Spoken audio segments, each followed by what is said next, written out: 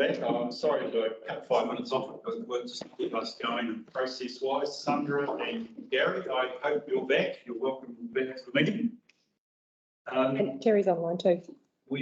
Terry is online as well. Oh, Terry as well. Sorry, Terry. I haven't heard from you this morning, Terry. I hope all's well. Okay, item 4.1 is where we're up to, which is the community and sporting groups. PAN charges. I think we've got Judy online for that one. Oh, there's Judy there. G'day, Judy. How are you? Good morning. Well, sorry, I'd forgotten you were online. Lovely. Welcome to the meeting. Good to hear your comments on your report, please. Thank you. I take the report as being read and I'm open for any questions. This is a report that's been brought back from previous reports that were heard at the ARC meeting in October of 2021. So it's just additional supporting sporting or community groups that have come back to apply for a reduction in their PAN charges. So any questions? Honestly, Yes, Tony, number one. it's only to confirm that they're funded locally. This is a district-wide. Okay. That's yeah. just district funded. It's under the miscellaneous purposes remission policy, so it is a district-wide remission. Yeah, so I think if I got you correctly, Tony, your question is who covers the remission? Yeah. It's effectively our district funds, not community board funds. That's correct. So for me, it raises then the question is, should we apply the same thing across every community group in the district? It has actually been, when the application went out for the Section 6 of the remission policy for the board to approve 100% of the community board and sporting groups rates, there was a question at that time for us to go back and check with any of the sporting groups that would apply under this. A lot of the TCDC owned properties have less than 3 PANs charges, and which means that they only pay a maximum of $775.60 on their rate charges. This is for anybody that actually had over 3 PAN charges, is who we've approached to actually ask whether they would like to apply. Yeah. Okay. Yeah, I think if I took it from Tony, that's if I picked you up correctly, we actually asked to go back and just check with those that we thought might have or should or could. Yeah. So, That's right. They've charged. Tidying that up. Thank you, Tony. Any other questions for folk? Yeah, I've got one. Oh, yes, Sarah. Judy, can I just ask, are pensioner any of the pensioner housings, do they have reduced PAN charges? There is an application later in public excluded for a particular pensioner housing group that's later in the agenda. Right. Yeah, so they have applied separately and it was heard previously, but we had to get more information. Right, thank you. Welcome. Right, so I think we're therefore saying this just follows on from what Judy said, what we discussed in October, it's tidying things up. That being the case, is somebody prepared to move the motion, please? I'll do it. Thank you, John. I'll second. I think you're seconding. Thank you. I'll propose to take the whole lot. Well, actually, let's just check. Sorry, I should have done this first. So we receive, and we are essentially adopting 2, which is that we approve them, and 3 and 4 are no longer relevant. Correct. Okay, just be clear. So the motion is for 1 and for 2. I've got it correct, Tony, from your perspective. Right, John, you had it? Brilliant. Okay, I'll put the motion in, please. All in favour, please say aye. Aye. Aye. Gary, thank you very much. Appreciate it. Thank you. Judy, we'll see you back in a bit, I think. Okay, we can go to the non-financial performance measures. Rachel. Yes. Oh, Rachel, you're on the screen as well. There we go. Brilliant. Please, could you give us the highlights of the paper, please? Overall, there's been a improvement from Q2. We've managed to improve some of our roading measures in terms of servicing.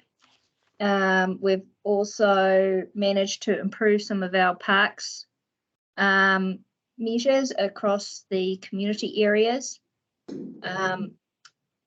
We have had a couple of issues in terms of the Pavanui wastewater plant picking up rubbish due to high demand over the New Year hot summer period.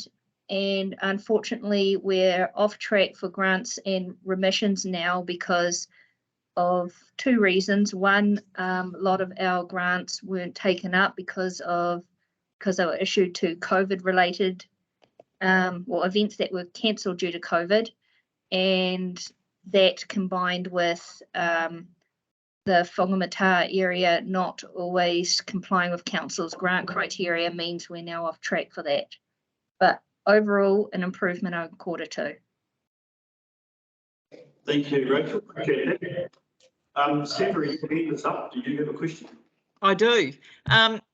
Rachel, in regard to roading, for the roading north of Coromandel, is there a set of guidelines for how those are maintained on an ongoing basis? Is there a plan, or are there standards or something that apply to particularly to Port Jackson Road? I get it in the neck on that one, so I'm really. So through the chair, I'll jump into on that one, Rachel. Yes, Your Worship. The performance measures that we have under the roading activity are the mandatory measures that come from DIA.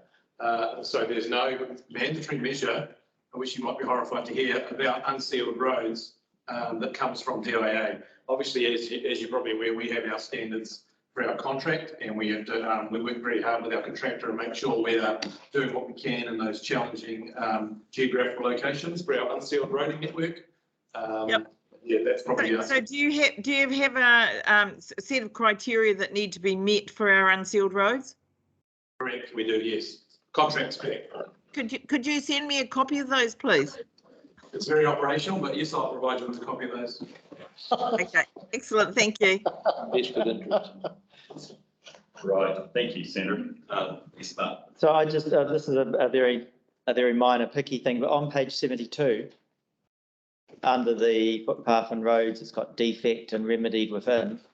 The bottom one says potholes and sealed roads. It should just be potholes on sealed roads. Which page was that? 72. 72 down the bottom. Yeah.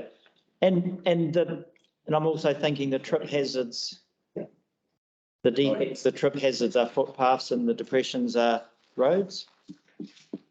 Or can you have a depression and a footpath? The depression. Okay. Oh, depression greater than.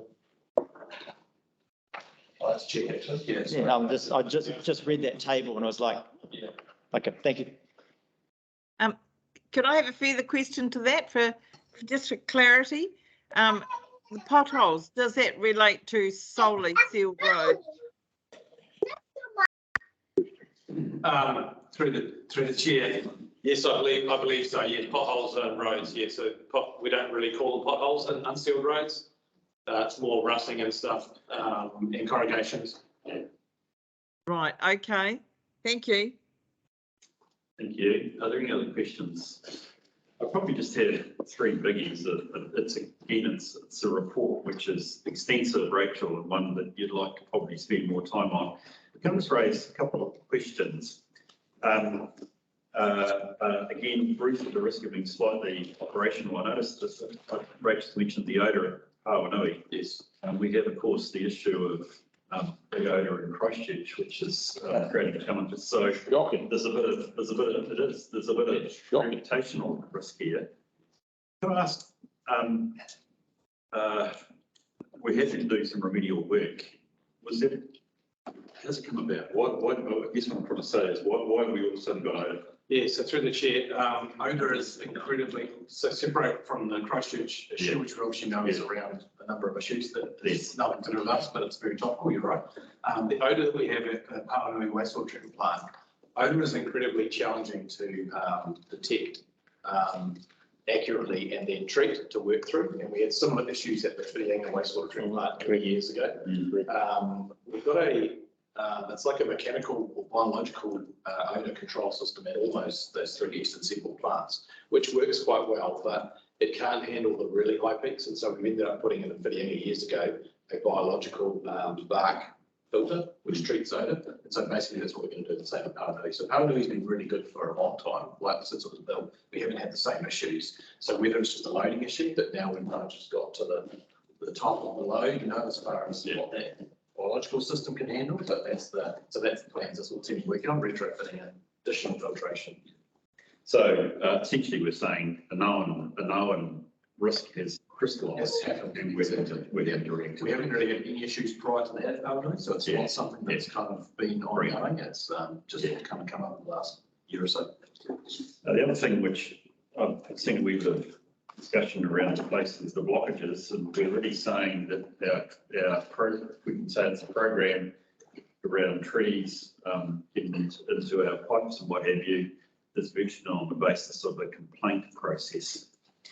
Take it that, because, and you're thinking that's because of the age of our trees. Any comment on that? Yeah, so through the chair, it is a little bit of a funny one with the blockages from roots. It generally is on when they actually occur, and it's very hard to predict those often. Apart from there's a number of areas in the district, particularly Paranui, where we know there's intensive tree planting near pipes, and so those are proactively, we go in and root cut those every season.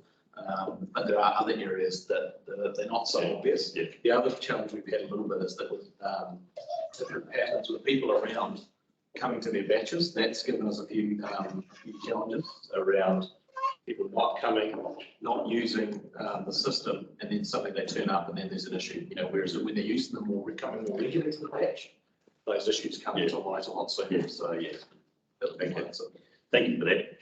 It was sort of relying on a complaint process. I was just wondering about the level of service sort of concept behind that, which is fine. Yeah, so there's so many thousands of kilometres of pipe that you could do it. You can't proactively do the whole network, but there's those high needs areas we do proactively do those. Yeah.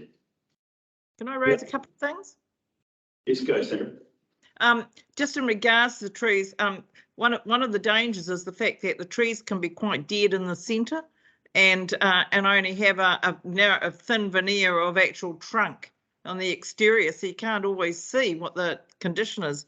But on another note, I just wanted to put it on the record that I get lots of concerns around consents and things like that, but I have been receiving some very favourable reports in regard to people dealing with consent matters with staff, and the most recent one was incredibly glowing. So I just want to pass that on to our regulatory and planning team, that they're doing an awesome job there. I was thrilled to get that, and I've asked them to pop it into writing so that you can get that directly. So well done and thank you.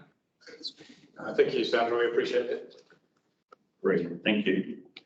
Look, my final one was, I suspect that's last time, Bruce, around emergency management. So on page 96, we're suggesting that we're going to achieve, but it looks like we're a wee bit behind, so we're going to be doing a fair bit in the course of either the last month or the coming month. We're comfortable that our emergency management's on direction. Yes, so through the chair, the last emergency management committee I went to attended, we did have a discussion on this. The team were pretty comfortable that they're going to get there. There was obviously a number of pauses during lockdowns where they actually, delayed, everything was delayed. So it's a big gap in the middle, but they believe they can get there and deliver all those. So they've done all the kind of the foundation groundwork, and there's some specifics for each individual communities, but they're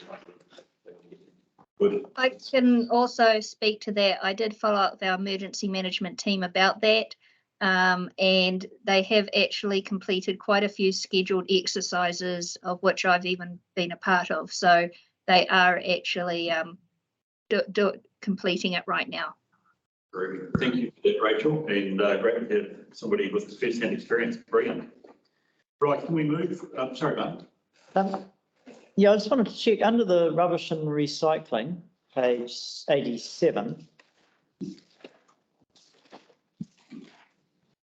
So there's the target the quantity of council controlled waste per rating unit decreasing. There's a 1% target decrease. Did who sets that? Is that did we vote on that to say we wanted a 1%, or is that just a rolling thing that? So through the chair, these targets were part of the long-term plan, so they go. Right. And they're set there, and they flow through for each of the 3 intermediate years before we then redo the long-term plan. We'll make you vote for it. What's that? You voted for it. Yeah, I remember now. Okay. I suspect you're saying it's not ambitious enough. Yeah. Well, that's going to be interesting because it's actually from, over my time here, this one has challenged us.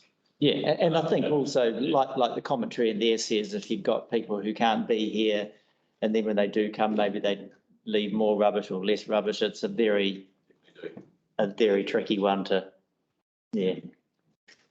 Okay, can I move to the, if there's no more questions, can I move to the resolutions, please, which is, again, Rachel has said a big report and one we could probably spend a lot of time on, perhaps even more time, but it's we received it. Well, I'll move that from the chair. Do I have a second, please? Yeah. Thank you, Murray. I'll put the motion in, please. All those in favour, please say aye. Aye. Those against? It's carried. Rachel, before you go, thank you, by the way, for the report, and indeed, what I would say is better and improved variance reporting. That's really important for us because it's going to be critical if we get that right for the annual report, and it will help Steve. So thank you for your work. I do appreciate that. Thank you.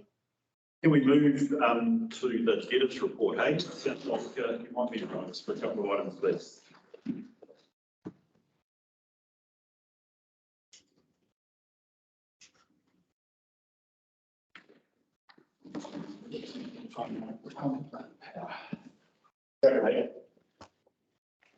Cool, yeah, I'll take the report as read.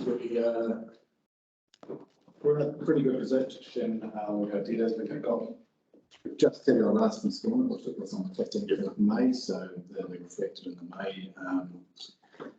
the May sort of results. But yeah, effectively we continue to work across a number of sort of we'll take a number of different approaches: mortgage due for collection, working with external agencies, working with regional council where they have similar dealers that owe money, and yeah, it seems to be going quite well.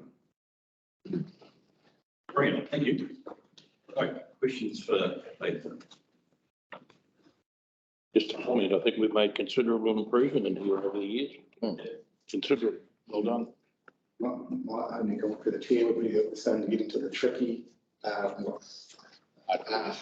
and we have an abandoned land sale going through at the moment, and just our tenants have got by there, and yeah, so we're just starting to get into some of the hard stuff. Yeah. Well, I think, no, thank you, Hayden. And look, thank you for your team that are doing that. I think we would argue, not argue, I think we know that we've still got to keep pressure on ourselves because this is cash that we should have. Sandra, I see your hand up. Yeah, look, well done, Hayden. Just wondering though, are you thinking ahead in planning how you might address people experiencing hardship in meeting their obligations to council? And Yeah. what options or supports that we can offer as a way forward? Yeah, through the chair. So we've obviously got the arrangement to pay, and we often our credit control is very active in that sort of space in terms of offering people, options around paying, especially when they have financial hardship, and then you've obviously got the postponed rates, and there are a number of sort of ways we can help. Right. Help. Yeah, definitely. Because I'm anticipating that that's going to increase given the direction that we seem to be going in. You're free, Chair, that's a fair point, and we probably need to do more messaging around that just to make sure people are well aware that we've got options. Yeah. And you can see Thank you. And he said what the lowest at the moment, we keep our eye with regular reporting through this, in case that happens. But Sandra, I do like to point proactive thinking, so I'll leave that with you and Donna to think through. Okay, the motion is that we receive the report. So we can move that, please. Yep. Thank you, Ron. Do I have a second? I'll Yep. see that. Thank you, Tony. I'll put the motion in, please. All those in favour, please say aye. Aye. Gary. Right. First report, post morning tea. What I got? Treasury management. Yeah, I'll take it. Sorry about to say on. We'll go for it. I'll take the report as read, and probably just the high level. We've got currently got $73 million borrowed through LGFA, of which $6 million of that is pre-funding. So that's where we've got debt that's coming off, and we've looked at it strategically. It was a good time to sort of borrow money at good rates. So yeah. Thank you. Okay, comments, questions? This is an accountant's delight. They're very school and it's superb. What I just wanted to reflect a couple of things here. It is important that actually we have to understand who we are with our balance sheet. And essentially, as you're aware, committee members, that we have to be concerned about our prudential limits, which is actually are we within the parameters that we have set within our policy.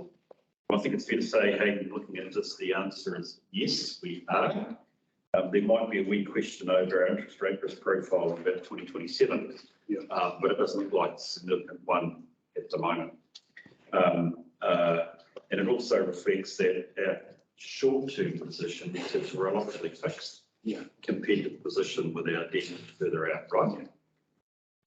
The other thing that is important to note is look at our funding maturity profile, that's reasonably balanced over the years in terms of debt coming up for repayment or rolling, rather than there being any spikes or whatever, which might make us challenged by the market. Weighted average of 3.79. With some pressure when we start to roll, presumably. Yeah, so obviously we are seeing rates go up. Yep. I think, we've got a few, this is why we did the blend and extend, which, kind of brought a lot of our swaps down to that sort of 3-ish range. I think we've only got really one that's about 5. Yeah. But you would definitely see pressure on those swaps. So, Well, we've done what we've got, probably market in the money at the moment. It's not in this cash. Okay, yeah, brilliant. Okay, that's good. So that's fine. Thank you for that. Any other news, Mark? Yeah, just on page 119, debt forecast scenarios. So down the left-hand side, you've got 1, 2, and 3 with LTP, 80% LTP and LTP for 3 waters. Is that right that they're all 67 million? I mean, shouldn't there be a difference between those 3 figures? For 3 different scenarios? Or does that mean not understanding? As of today, that's the starting point. All loans are joined, so we've got 67 million. So, today. That's what our external borrowing is. Right now. Right, I'm more thinking that the numbers, the big numbers under the debt forecast on the left-hand side of there. Should they all be the same? So through the chair, if you see at the top, it's May, so that's that point there. If that was moved further forward, then those numbers would all change. Is that 3? Oh, right, because that hasn't come into. Yeah. Right. So through the chair, this is just a snapshot of a tool. And like when we look at the tool, like we can select, we can move those months, we can move a through line across. Right, but to put it in here, you can only do one. Yeah. Okay. Okay. So through the chair, this tool is really important because we move it forward and we look where we are getting out of policy, and then we have to take some action to sort of correct it, be it interest rate swaps, be it a debt profile, all those sorts of things that you just have to use it. Particularly, I think what's important in that, and it's also the sensitivity, and I think the 80% line becomes very important because it becomes generally a question of how we go on CapEx delivery. Yeah, that's. So the top line is if we do everything we say we're going to do. The challenge of doing everything we say we're going to do, particularly on the CapEx line, which is the key driver of debt, becomes, it's where the 80% as a rule of thumb, becomes a really interesting number, which is possibly what we would track for. Have you thought which way we're tracking in terms of difference between those two lines? Yeah, I mean, in terms of our CapEx program, I think 80% would be, that's what that's where we're traditionally, that might be, yeah, but yeah, that's what we. For our future funding too, we basically do our funding based on that 80% line. So that's right, for us more than anything else. Yeah. For the checkers in the past, I think we've done, but we did it at 100% line, and we were obviously overhedged and things like that. Cost money. Yep, we were in that position when we at one stage. Okay, so that's the position we're in. Is everybody comfortable? Questions? No? Okay, can we move to the recommendation? I'll move from the chair that we received Hayden's Treasury report. But second, please. Yes, go Thank on. you, Rob. Appreciate that. I'll put the motion. It might be a controversial motion. All those in favour, please say aye. Aye. Those against? Carried. Thank you very much. Right, Eugenia, thank you. This is a very interesting report. Thank you.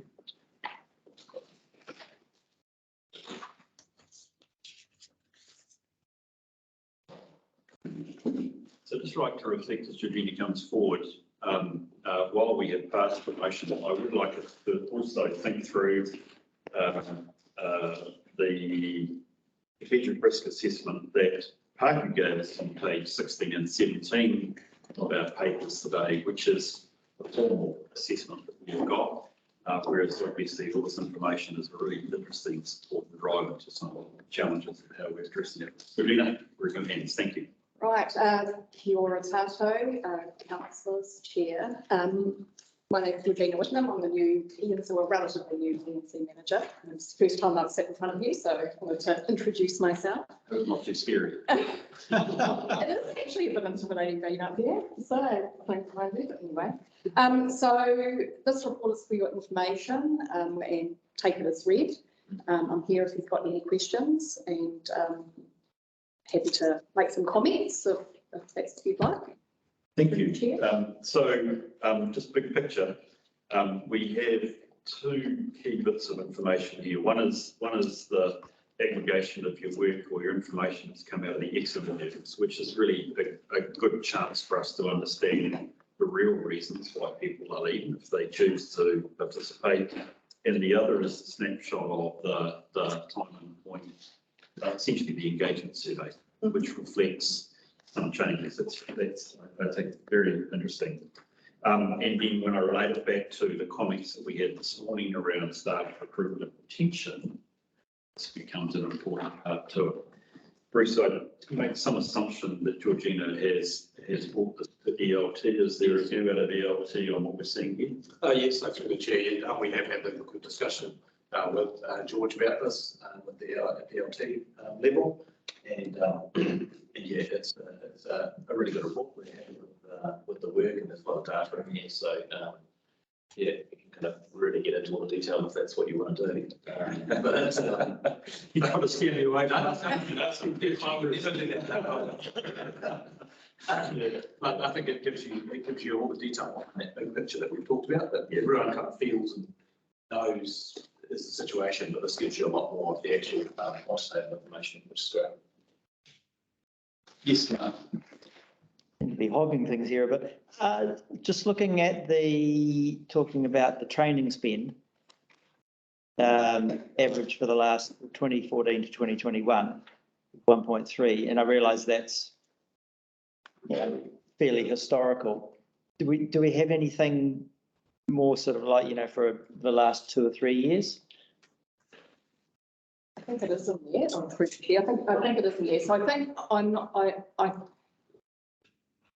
what I'm trying to show there is that there may be a budget amount. Yeah. That's the actual spend on training. Well, I mean, just sort of looking at saying it's 1.3 and the industry standard is sort of between 2 to 6%. But that didn't come up in the staff engagement survey as a lack of training, because I mean, it's not specifically mentioned there. Yeah, so through the chair, I mean, that lack of development, that perception that there is a lack of development is definitely one of the themes through the engagement survey. So Right. that's just sort of financials, which I guess is showing that there probably has not been a huge amount of spend in that area. And that presumably covers internal and external. Right. Murray, and then Robin. I was just going to make just a short comment, as we have put a substantial amount, 1.52 or something in the annual plan for staff remuneration. And I think it's fair to say, without breaching anything, that after going through our CEO recruitment process, the CEO liaison committee or that panel said we wanted much more emphasis placed on staff training. We want to see that come through because we realise that under the previous it was neglected, basically, I think. Okay, Robin. Murray stole my third question. That's all good. It's a good summary of it, isn't it? Yeah, it is. I was interested in the graphs that you put in attachment B. So I'm particularly thinking about page 138, where there's, you've got this lovely graph showing the primary reasons for leaving, which sparked my interest in that, when you're doing these exit interviews, are you asking whether there is a secondary reason as well? Because I know that certainly when I've left jobs, there's always been more than one reason to leave. Yeah, so we don't ask what the primary reason is. It's more of there are a number of questions. And often with those exit interviews, it is a discussion because we're trying to understand the feedback that they're trying to give us. So this is based on theming. Yeah. Okay. So my second question was really, I wondered if there was any value in, looking at what those secondary reasons were, because, if it was really just career opportunity, but you could see if you could tick all the boxes in every other box and say, well, we've got a great culture and there's, we live in a great place, and et cetera, whether that would be useful to know, essentially. Yeah, so there is some more level of detail in some of the graphs here. We've sort of taken a deeper dive in some of those areas, and all of that is available to us to look at. Yeah. So through the chair, I guess we're also looking at how we can get a little bit better or improve our data and our data gathering. So we have actually committed to but this is too much detail, but we have committed to a more thorough surveying tool, which will give us, which we'll use for engagement, but we can also use for exit interviews and those kind of things. And that tool actually has some ability to do some theming within it to help us. So this is all very manual, just based on us reading our notes and sort of doing some work. So we will get some sort of more sophisticated with that. Yeah. I guess the purpose of this is to just sort of say, at this point in time, we know it's really, really challenging at the moment. And it's to give you that information, but it's also to say, and this is what's really specific to us. So we will understand this and put this into our kind of thinking around what those strategies will be to improve, to, because I think my observation of this place and being quite new coming in is it's a really complex organisation, and to Tony's point, it's a very lean, structure here, and there's an expectation to do a lot with not much. Yeah. So we have to be quite, pinpointed around where we focus. So that's going to enable us, this kind of data will enable us to do that. And I went reading through, I fully appreciate that you've got a lot of qualitative data and you're trying to pull out some quality information for us. So thank you. Thank you, Robin. Any other questions? Just a couple of perhaps observations and comments from me. So I did read this, and I don't know how, I presume you're aware of the strategic risk assessment sitting here. I just wonder if you could explain, let me go back. So I've read this and I thought, okay, for the incumbent as new chief executive of Murray, there's a clear challenge here. And it's a really valuable snapshot for both her, but actually also for EIT to recognise actually something needs to be fixed here. I mean, these aren't the right indicators, right? So we need to change this mindset. So you can challenge me on that, but I get that. So therefore, look at what are the mitigations that we're doing under strategic risk on page 16 and 17. I just want to clarify for me, and I'll just read out the sentence, not big around it. It says TCDC has started a significant piece of work in the corporate strategy space that will provide a direction to and focus on TCDC internal organisation with the intent of setting the future course to meet an overall TCDC vision for the internal organisation. Can you just clarify for me what you're doing there? Because it sounds really important, and I think we could be able to capture that. Yeah, sure, through the chair. So we have been doing a piece of work around our corporate strategic planning. So this is about sort of focusing internally on the organisation and what we can do within the organisation to make improvements. And we've been focusing on it for a sort of a 5-year period. We've done some initial work with the leadership team, and we did have an external facilitator that helped us with this piece of work. Using some quite established, frameworks to try and identify, what are the key things we do we want to focus, and we have at this point come up with a sort of a strategic map, I guess, of a number of themes, and we've done a bit of work on sort of tightening those up.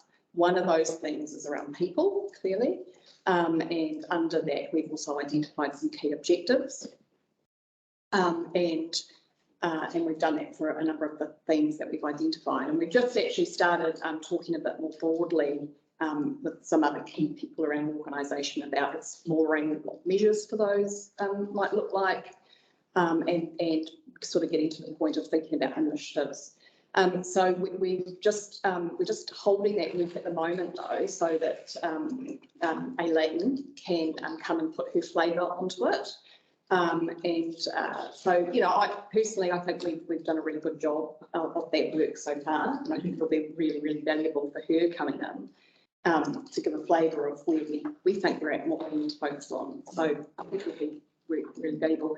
From a people perspective, it's giving some real direction to where we need to focus. Yep. And similarly to what Steve was saying in the health and safety space, we are having to really look at some of the, the basics around our people processes and getting those right. But at the same time, we need to be looking more strategically as well, and sort of focusing our initiatives to really try and address these challenges. So we're trying to do both in parallel. If that answers, and that strategy work will help set the priorities. There is a lot to do, but this will hopefully give us the biggest impact for what we're trying to achieve. That's really interesting. Thank you. That was my assumption about what you were doing. It does raise the really important point that you're, and I think I want to reflect on what you said right at the start, Bruce, that you think internally teams got a lot of support for each other, but here you're starting to centre around an identifiable across the organisation corporate strategy, which we, hopefully all staff can identify with and start that improvement of around particularly retention and dealing with some of those ex-interview questions that are raised. Okay, that's good.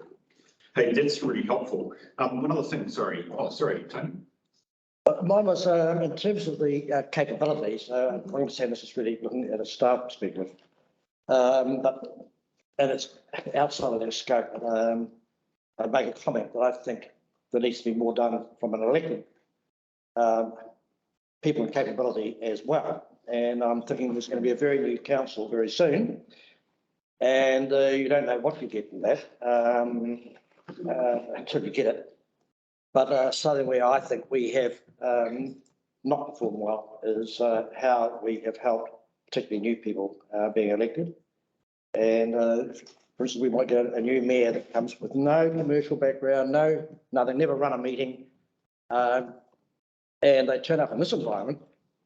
And this is very, very different than any private company or any corporate or any institution I've been involved with.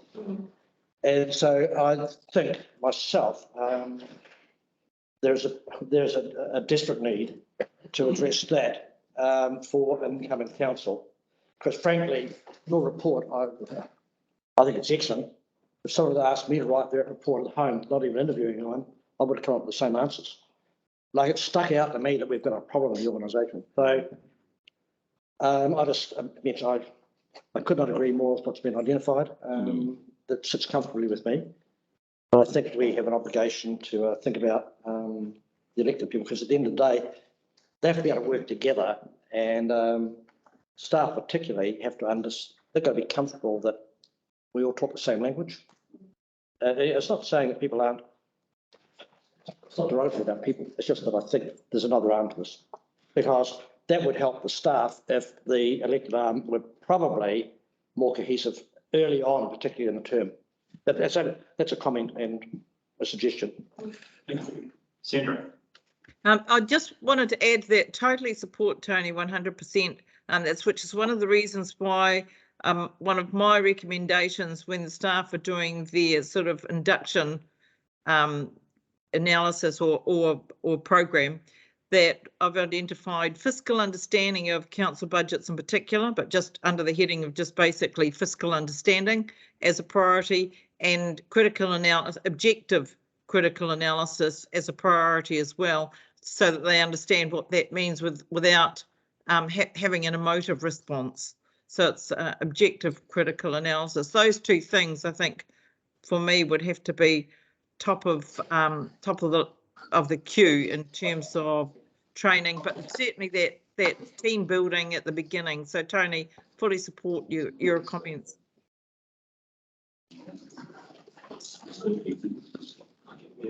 So just through the chair, just a comment. I have to say, I did want to mention, I really support your thinking around the need for change agility. So within the organisation, but particularly also broader. And I have reached out to the strategy team as well, to governance and strategy team as well, around the new council induction and how we make them support that as well. So yeah, totally agree. I'm glad to be able to support that fully with the resources we have. Look, I use a terrible phrase, big, borrowing, steal. I have sensed a renewed vigour around the sector for better induction for new councillors. So, look, online, I could probably suggest a couple of people to approach, but I think there is quite an emphasis, George, going on right at the moment in terms of what should that induction program look like. And it'd be well worth talking to some of your colleagues on the sector perspective. Yeah, through the chair, that is one of the best things I've noticed actually about the sector, is particularly in the people space. You know, the PNC managers, are very, very keen to share, and I think there'll be more of that going forward. Look, just one of the final question, at least from me, George. I noted the 20% turnover rate. Higher than I think we normally experience, but certainly I agree with the comment about what's consistent with the sector. And I've seen it as high as 30% actually in the last month. I did ask through Donna, was there any sense of how many staff we have away at the moment around COVID? I can. Yes, yeah, thank you. Sorry, I was also say that our turnover is now 17%. It's going down. You're going down. But it's favour wins. Yeah. So with the COVID leave, it's quite good because when people apply for leave, we can actually see. So at the moment we've got 43 staff apply for that leave, but that's not saying they're all off the one time. That's basically over the Omicron outbreak. Yeah, just again, I just want to reflect. The reason I asked that question when I was having my pre-meeting with Donna was actually COVID is still really affecting councils and their ability. So, you know, we talked about a thin or a skinny, whatever you want to call it. Lean, thank you, there's a much better word. Lean organisation. Turnover impacts that, but actually COVID is actually making it even worse. I mean, one councillor said I worked out we might be at risk of only having 2/3 of our organisation working at one time, which starts to threaten your work program and your delivery of meetings. So that's why I'm again comforted. Things are going reasonably well, Bruce. We've got our levels of service seem to be ticking, which is fine, but it probably means there's a lot of extra hard work being done by a good number of staff to actually achieve that, so that's great. Okay, with that, can I thank you, George? Welcome, by the way. Welcome you. I have interested in you, so great to have you on board, and I look forward to your participation in our meetings as we go forward. I don't know whether Parku has prioritised those risks. You might notice that the strategic risk around people is the first on the list. And so we'll be keen to support you as you try and deal with that strategic risk, and welcome you to come back with any needs that you have. And I hear, Murray, also that you're saying there's been substantial change in the adding plan, which hopefully helps, and obviously is the key thing that I need to do with. So the recommendation is that we receive a mover and second. Yep. Thank you, Rob, and thank you, John. I'll put the motion in, please. All those in favour, please say aye. Aye. Those against? Gary, thank you very much, George. That was good. Right, quick round table on members' reports. Is anything, Murray, that you want to add? No, I don't want to add. Sandra? Yeah, look, I just want to make comment, almost in line with what we've just been discussing, but you know, council's been over, like most other, the rest of the nation really, an incredible upheaval over the last 2 years, and it's created, you know, some issues, of course, within staff and council, but I think that with all the change, I'm really pleased and thank the staff for actually stepping up, particularly you, Bruce. Really appreciate the fact that you're now acting CE, and you've got a strong leadership team behind you, and that's really awesome and really appreciated, because it has been a difficult time with so many things, so many changes from central government, from the health perspective, and just from staffing perspective. So a big shout out to everybody and a big thank you so much. Thanks, Sandra. I suspect the rest of the committee will endorse those comments as well, which is tremendous. Gary, I think you've got something you'd like to table.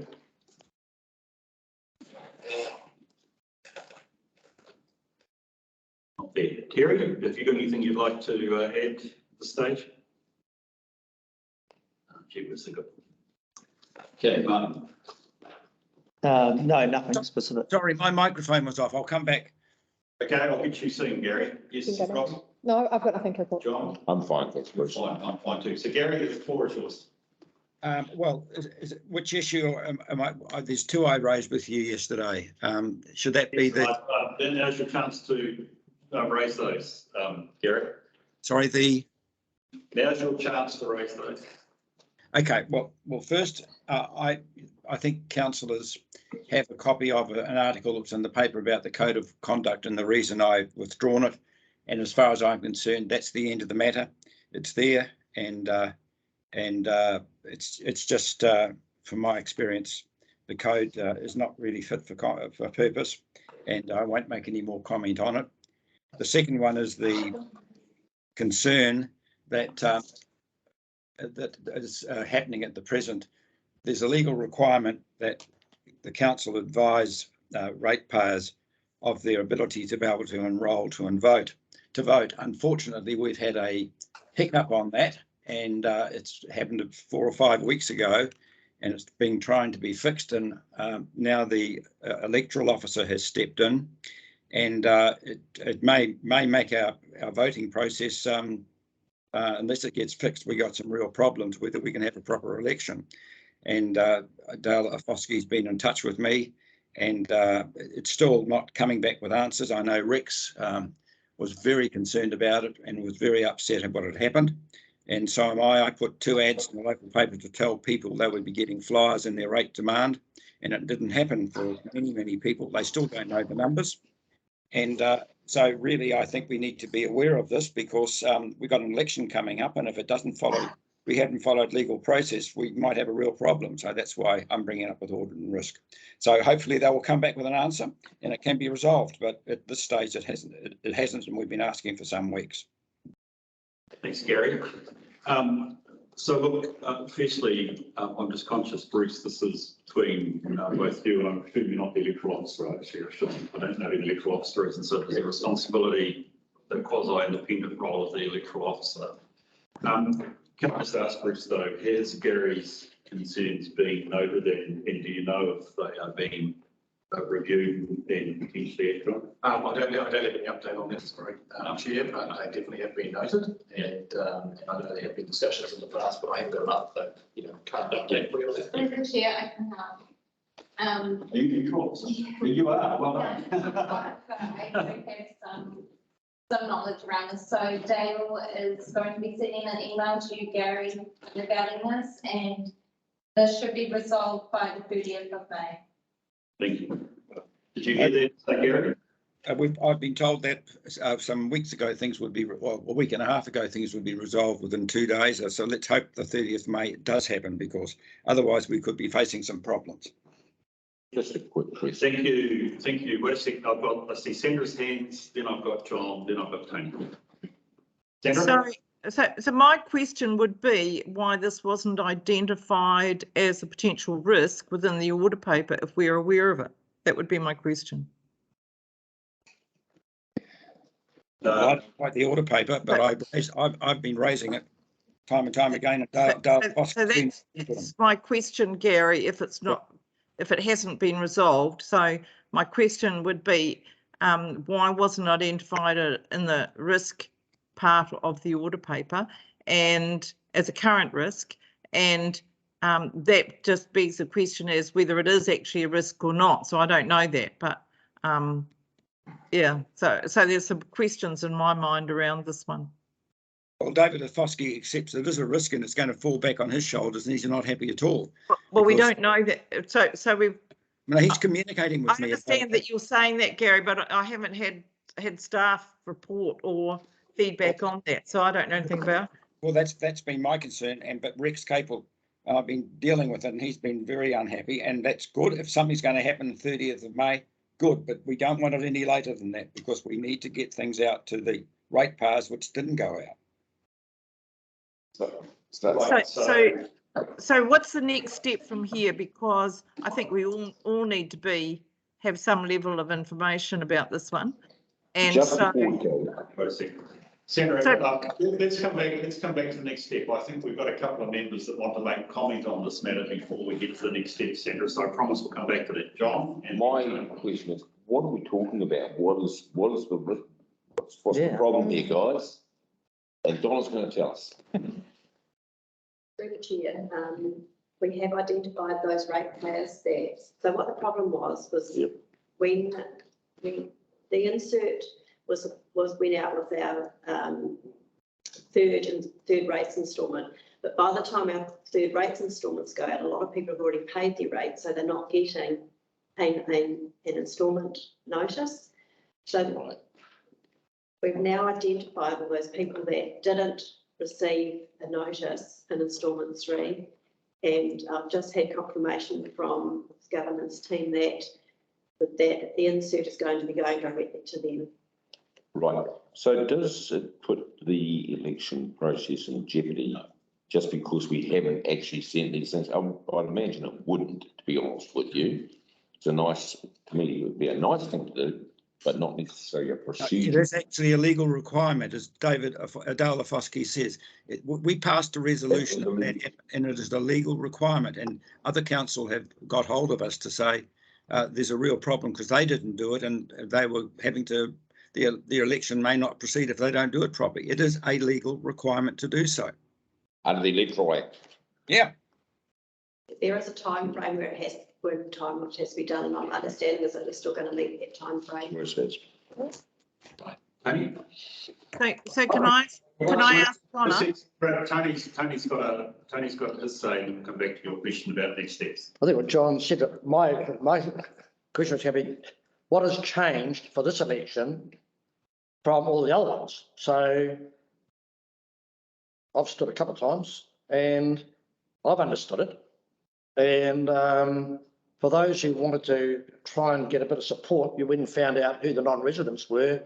And if you wanted to buy enough stamps, you sent them all a note telling them about yourself. But so if I'm hearing Gary right, in my time, we've had 3 elections, which we could, and if Dale, if what he's saying is right, we've had 3 elections which aren't bona fide. So that's the bit I just don't understand what's different today. It all got changed last year, and that's why they came up with a flyer that had to go. It's all around the country. You have to do it as a legal requirement now. And just didn't happen. Right. So look, Sandra, I'm coming back to you. Donna had her hand up to add, I hope some clarity. So for us, I know the law has changed, but we did normally, it's also a timing on when your rates notices go out. So a lot of councils, their rates notices might go out, you know, a bit earlier in the new financial year. So therefore, the first rates notice always goes out to all ratepayers, and often a lot of councils, that's when they put their insert in. For us, that's our first notice has changed. So it goes out a bit later now than what it used to, because we slightly, if you recall, a couple of years ago, we slightly changed the date so that people weren't having to pay rates right for Christmas time. So I think that's probably where the change is coming for us. It sounds to me, if I may pop in here, thank you, Chair. It sounds to me like that has been identified the issue, and that it actually has been resolved, and that you're now sending out that pamphlet within the due timeframes. Is that correct? That's my understanding. Yes. Cool. Right. So that resolves the matter. If there is a legal obligation that has to be met, it sounds to me like that's the action being taken to address it. Hopefully. Good. I just wonder, for the sake of dates, and we don't have the electoral officer here, which is Dale's officer, right? Yeah, so Dale's not here. Can I just ask that to resolve this, or to confirm its resolution, that Donna, it would be good if Dale could email councillors just clarifying the issues so that we're all on the same page. Yeah. And clarifying that if it's done the 30th of May, that the matter, either the steps or the matter, has been resolved. I think that would be what we would need to all know. Yeah. Okay. Thank you, Gary. Appreciate it. I just wanted it to happen, and as the council know, I was in many discussions with him, with another ratepayer who was assisting them with wording and stat of another thing to go with the actual flyer, because the flyer is set out, and you may remember Dale did this particular report and enclosed the black and white, black and yellow one that needs to go with it, which I got from the Wellington rates I have in other part and Auckland rates. It's going all around the country. Unfortunately, somehow or other, the computer system ruled that if you'd paid your rates, you didn't need it. But I think we've got 32,500 rateable properties, and it appears about 18,000 went out. So that's the reason that there was a concern, because lots of people, because I put 2 ads in saying, make sure when you get your rate demand, you'll learn how to vote. And people said, well, we never got anything. And that's what alerted me. And then I chased it up. So can I just clarify from what you're saying, Gary, can I just clarify with staff that the pamphlet is about how to vote, but it's also about how to enrol for the one voter for the absentee and all of that? Yeah, and if you're new permanent, yeah. That Absolutely. correct? Yeah. Yeah, great. That's all right. I just wanted to clarify that. Thank you. Right, so we've got agreed action, which is clear. Would it also be appropriate to get some confirmation when in fact those flyers go out, just to make sure that we're... Well, that could be the case. Look, I think Gary and Susan will be resolved by 30th of May. So if it's not resolved, which means presumably action is taken. Okay. What is the plan or program to get it done and to ensure that we still follow? And actually, I mean, the law is about fairness to our electors, and I think that's what we should be focusing on. Thank you, Gary. I would just like to move for the chair that will receive various members' reports. Do I have a second, please? Yep. Thank you, John. I'll put the motion. Those in favour, please say aye. Aye. Those against? Aye. Can I move to item 4.7? We've got a number of matters to deal with under public excluded. We've got the reasons set out here. I will move from the chair that we move into. I'll second. Thank you, Robin. Secondly, is there any discussion on the motion? We're all comfortable? Good. Thank you. Well, I'll put the motion. Please say aye. Aye. Those against? Carried.